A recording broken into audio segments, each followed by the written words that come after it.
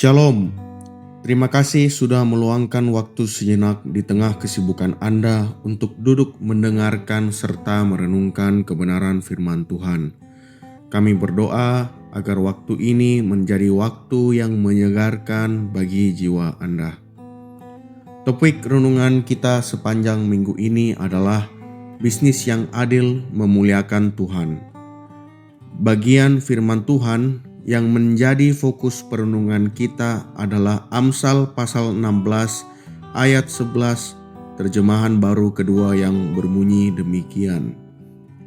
Timbangan dan neraca yang betul adalah kepunyaan Tuhan.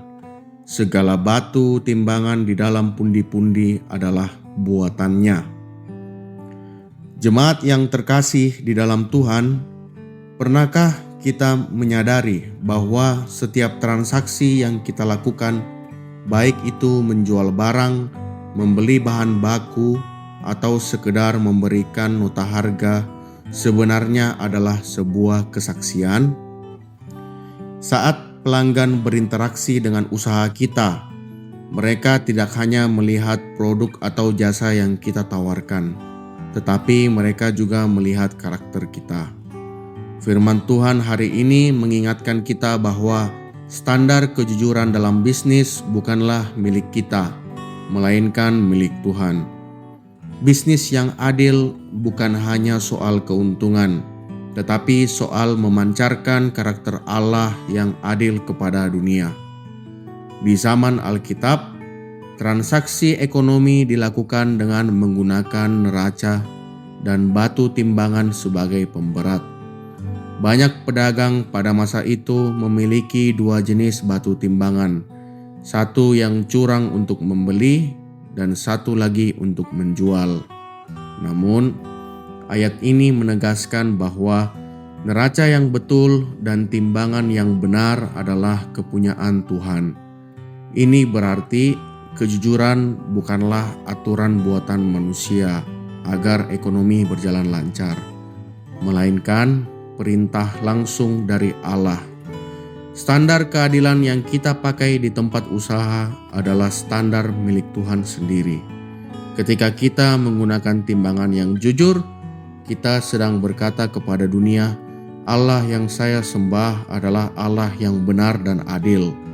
Sebaliknya, ketidakjujuran dalam bisnis adalah bentuk penghinaan terhadap karakter Allah yang kita akui sebagai Tuhan kita. Mewujudkan bisnis yang adil berarti membawa nilai-nilai kerajaan Allah ke dalam pasar yang seringkali penuh dengan kelicikan. Bisnis yang memuliakan Allah tidak akan pernah mau mengambil jalan pintas dengan cara memanipulasi takaran, menutupi kerusakan produk, atau memberikan informasi yang menyesatkan demi mendapatkan keuntungan cepat. Ketika kita bersikap jujur, meski ada kesempatan untuk berbuat curang, kita sedang memuliakan Allah. Kita sedang menunjukkan kepada karyawan, pesaing, dan pelanggan bahwa kita menyembah Allah yang melihat sampai ke dalam hati. Bisnis kita menjadi cerminan bagi orang lain untuk mengenal betapa jujur dan adilnya Allah kita. Dengan demikian, kejujuran di meja kasir, di meja perundingan, hingga di laporan keuangan adalah bentuk ibadah kita yang paling nyata di luar gereja. Mari kita merenungkan sejenak. Dalam praktik bisnis atau pekerjaan kita saat ini, adakah bagian yang masih bengkok atau belum sesuai dengan standar kejujuran Tuhan? Maukah kita berkomitmen untuk meluruskan setiap timbangan kita hari ini demi memuliakan Allah? Mari kita berdoa. Tuhan Yesus, terima kasih karena Engkau adalah Allah yang adil dan benar. Ampuni kami jika dalam bisnis atau pekerjaan kami seringkali mencoba berbuat curang demi keuntungan pribadi.